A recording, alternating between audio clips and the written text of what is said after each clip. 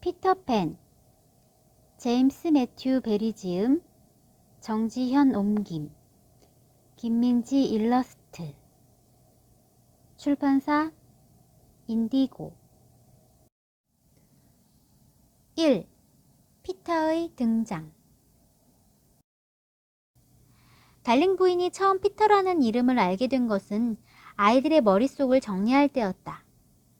훌륭한 엄마라면 밤에 잠든 아이들의 머릿속을 뒤져서 낮 동안 마구 어질러진 생각들을 정리해 놓는다. 다음날 아침을 위해서. 만약 밤새 깨어있으면, 물론 그럴 수는 없겠지만, 여러분은 그 모습을 볼 수 있을 것이다. 게다가 무척 재미있어 보일 것이다. 머릿속 정리는 서랍 정리와 비슷하다. 여러분의 엄마는 무릎을 꿇고 앉아 여러분의 머릿속 생각들을 정리한다. 도대체 어디서 주워왔을까 궁금해하며 좋은 생각과 나쁜 생각을 나누기도 한다. 어떤 생각은 마치 귀여운 새끼 고양이라도 되는 것처럼 뺨에 대보고, 또 어떤 생각은 얼른 안 보이는 곳으로 치워버린다. 여러분이 아침에 일어나면 잠자기 전까지만 해도 있었던 심술궂고 못된 생각은 작게 접힌 채 머릿속 맨 아래 칸에 놓이고, 예쁜 생각들이 맨 위 칸에 펼쳐져 기다리고 있을 것이다. 사람의 머릿속을 그린 지도를 본 적이 있는지 모르겠다. 의사들은 가끔은 신체의 특정 부위를 지도로 그린다. 물론 그것도 무척 재미있는 일이다. 특히 의사들은 복잡할 뿐만 아니라 쉴 새 없이 돌아가는 아이들의 머릿속을 지도로 그리려고 애쓴다. 그 지도에는 카드에 적힌 체온 기록처럼 지그재그로 선들이 잔뜩 나 있다. 아마 그 선들은 섬에 나 있는 길일 것이다. 네버랜드는 언제나 섬이니까. 네버랜드 앞바다 여기저기에서는 찬란한 물보라가 일고 산호초와 빠르게 달리는 배가 보인다. 야만인들과 외딴 굴들, 재봉사인 땅속 요정들, 강이 흐르는 동굴, 6명의 형을 둔 왕자들과 쓰러져가는 오두막집, 메부리코를 가진 꼬부랑 노파도 한 명 있다. 물론 이게 다라면 쉽게 지도를 그릴 수 있으리라. 하지만 아이들의 머릿속에는 너무나 많은 것이 들어있다.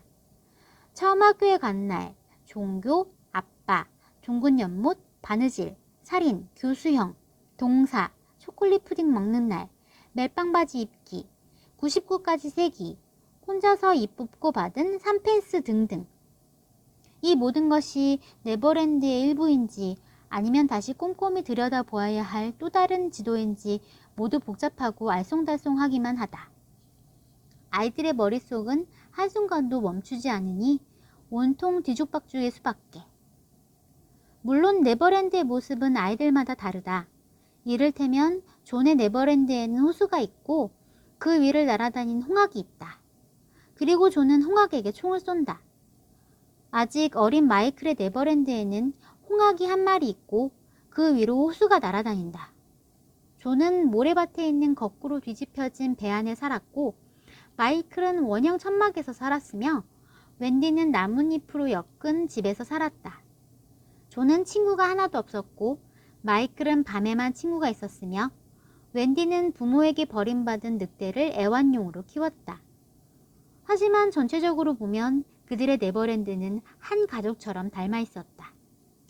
만약 섬들을 한 줄로 세워놓는다면 코를 비롯한 여기저기가 닮은 것을 알 수 있으리라. 이 마법의 해안가의 아이들은 끊임없이 조각배를 갖다 댄다. 어른들도 한때는 그곳에 간 적이 있다.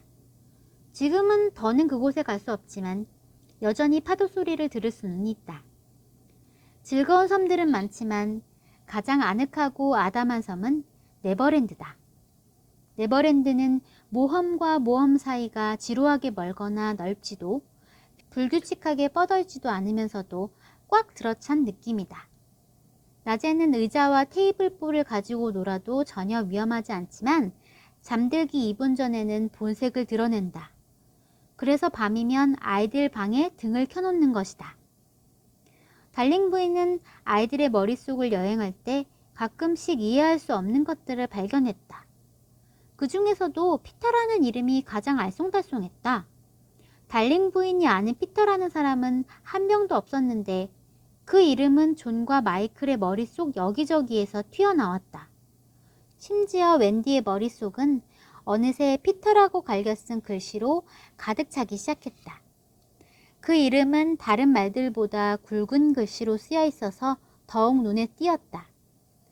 달링 부인은 그 글씨체가 왠지 모르게 건방져 보인다고 생각했다. 맞아요. 걔가 좀 건방져요.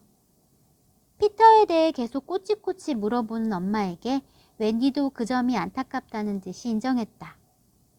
그런데 그 애가 도대체 누구니 얘야? 걔는 피터팬이에요. 엄마도 알잖아요. 처음에 달링 부인은 무슨 말인지 몰랐지만 어린 시절을 곰곰이 떠올려 보니 요정들과 함께 산다던 피터팬이 생각났다.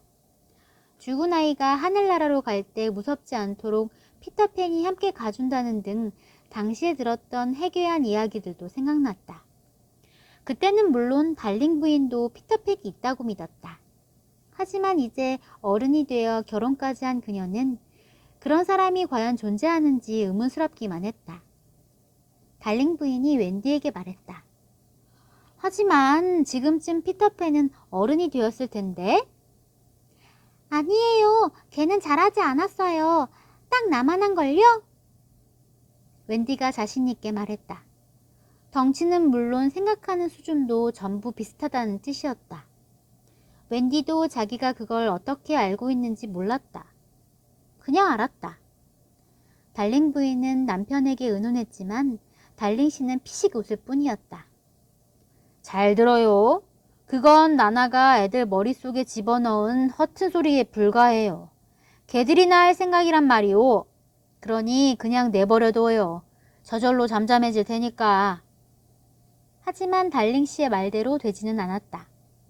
머지않아 그 문제의 소녀는 달링 부인을 깜짝 놀라게 했다.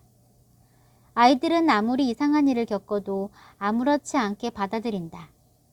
예를 들어 숲속에서 죽은 아빠를 만나 함께 재미있게 논 아이가 일주일 뒤에야 불쑥 그 이야기를 꺼내기도 한다.